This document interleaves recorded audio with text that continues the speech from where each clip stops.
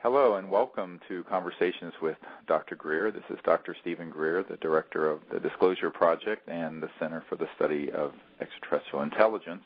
And I'd like to thank the folks at the World Puja Network for hosting us here every 2 weeks to give you an update and share some of the experiences that we're having and the programs that we're conducting around the world to establish a time of universal peace and higher consciousness, and also to bring out the new energy systems that will be the foundation of a prosperous and just new civilization on Earth. And I'm very excited about tonight, the show, because we have with us two incredible people who have been such an important part of the work in Canada for a number of years, who have helped in so many ways. Many of you know one of them by her name, Anael. It's Annie Tremblay, who's a brilliant and beautiful musician and singer, and also Claire Cormier, who is an amazing remote viewer and empath and psychic, and both are members of our team in the Montreal, Canada area. And I want to say over the years, I express some gratitude here to both of these wonderful people, because they've helped me so much in Montreal when I've gone up to that city to do lectures and workshops and meetings, and really many of them I could not have done at all without them. So thank you, Annie and Claire, for all of your help and support over the years. Well, it's always been a pleasure and a great experience to have you around us, too, Steve. And I thank you. Thank you for having me. It's a pleasure. Yeah, well, and thanks for being on the show. And what we're going to cover today, there's been a Close Encounters of the Fifth Kind, or CE5, contact group in the Montreal area that both Claire and Annie and some others have been involved with over the years. And what we're going to do is share some of the experiences they've had. Frequently we talk about experiences that we have when we're doing trainings out in the field all over the world with larger groups, but this is a really good account of the sort of things that people have experienced when they go out for a night or a weekend and make contact. And for those of you who haven't heard this show before, one of the programs that we have, and in addition to the Worldwide Disclosure Project, which you can see at disclosureproject.org, is the Center for the Study of Extraterrestrial Intelligence at CSETI.org. CE5 initiative. And CE5 means a close encounter of the fifth kind. And this is when humans come together as a group to make peaceful contact with interstellar civilizations, and for the purpose of establishing universal peace and to establishing a time when indeed humanity will be out amongst the stars in a peaceful and enlightened fashion. And we know that the time for this has arrived, even though perhaps the world leadership is lagging a little bit, but nevertheless, most people understand that we're not alone in the universe, and in fact, we're already being visited, and that it's time for people to step forward. And in the absence of any coherent, and I might say cogent and relevant, diplomatic effort on the part of the United Nations or the foreign ministries of Canada or Great Britain or the Secretary of State of the United States or any other country, we feel it's really important to have a citizens' diplomacy effort. It's rooted, however, in the ancient Vedic knowledge of higher states of consciousness. And since we're on the World Puja Network, I have to say that while we use high-powered lasers and electronic beeping tones that we project out into space over radio signals, the key part of the component of the contact protocol that we use is consciousness, the ability to experience silent awareness, and then through the eye of oneness,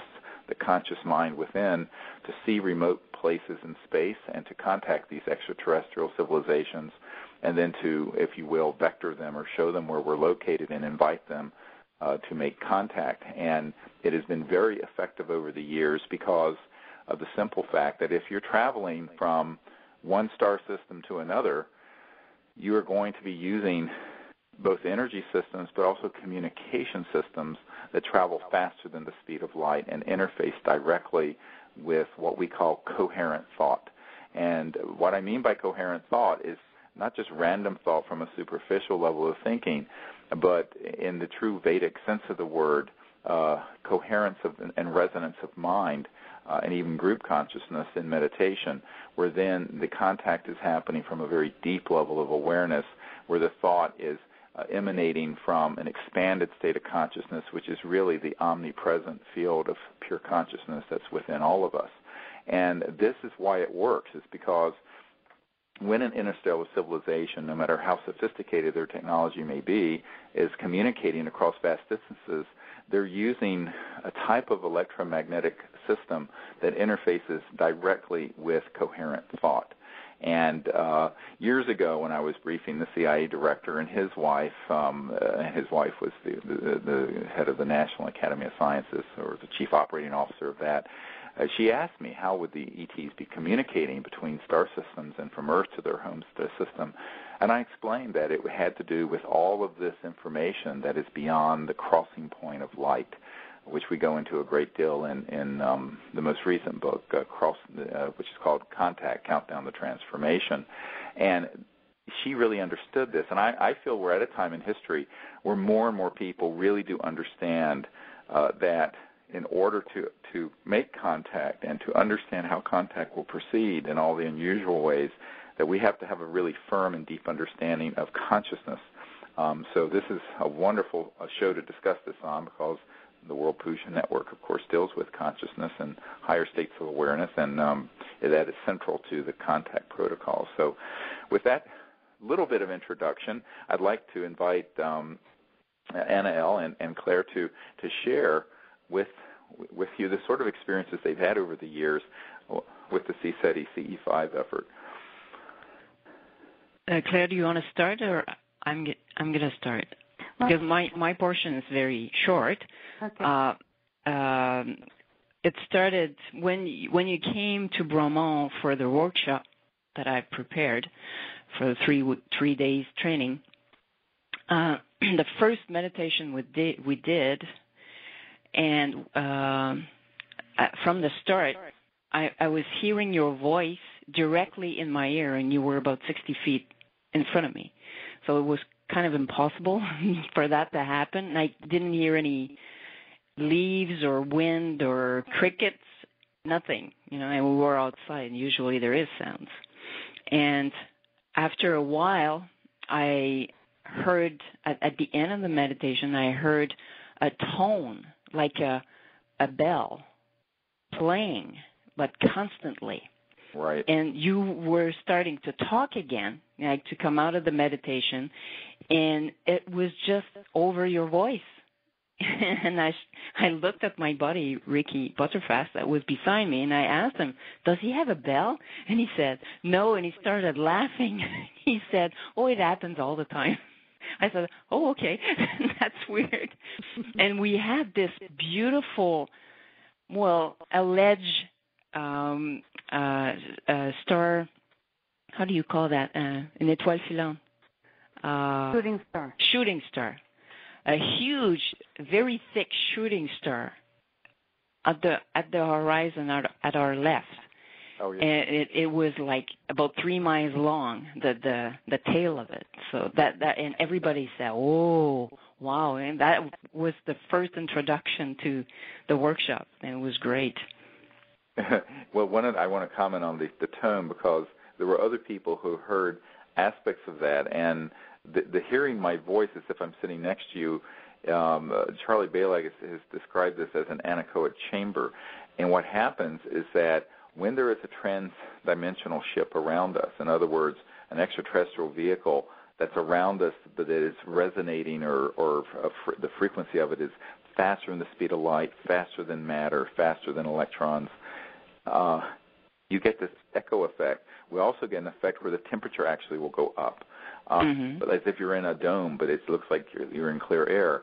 And as I was explaining recently on this show, we were last year in Joshua Tree National Park, and it was 34 to 36 degrees out in the desert with wind and everything. And within a few minutes, when we had this contact happen with this ET from Andromeda, the picture of which is up on the CSETI.org website, we had this amazing thing happen where the temperature went up to 69 degrees. It went up over 30 degrees, 35 degrees within a few minutes. We were actually taking jackets off because we were very bundled up because it was cold. And at other times we have had this experience where we have had the same kind of sound effect. For example, in Crestone last year, we were at a site, and they were very, very far away. There was a stream through the desert, but it was many miles away. But because we were in this sort of space-time bubble, and we were having this contact experience with the ETs that were there in a trans-dimensional way, everyone heard that as if we were sitting a foot or two away from a roaring stream. And it was very bizarre. Everyone heard this.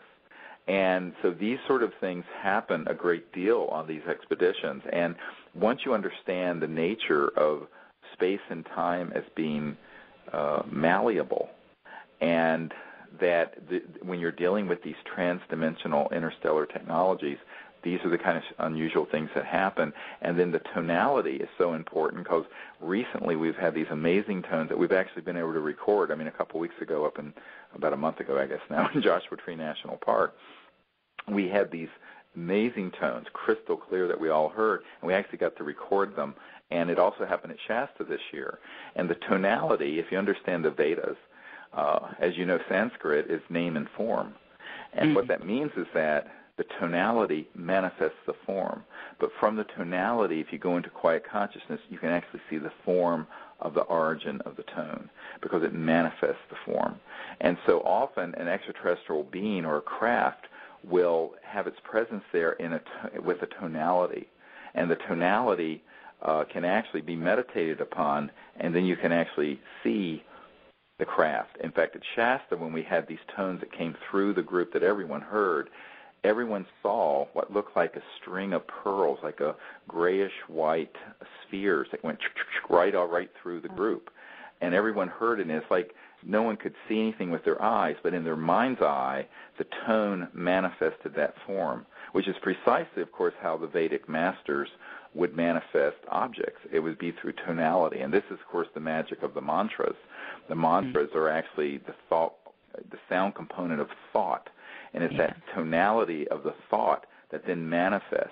And so when we're doing this contact work, that is the sort of things that happen. And, you know, I'm so glad you shared this story, Anael, because I had forgotten, actually, because I do these things. Well, you do so many. But I had forgotten that particular experience had happened with the tones on that trip at Bromont when we were doing the training there. Yeah.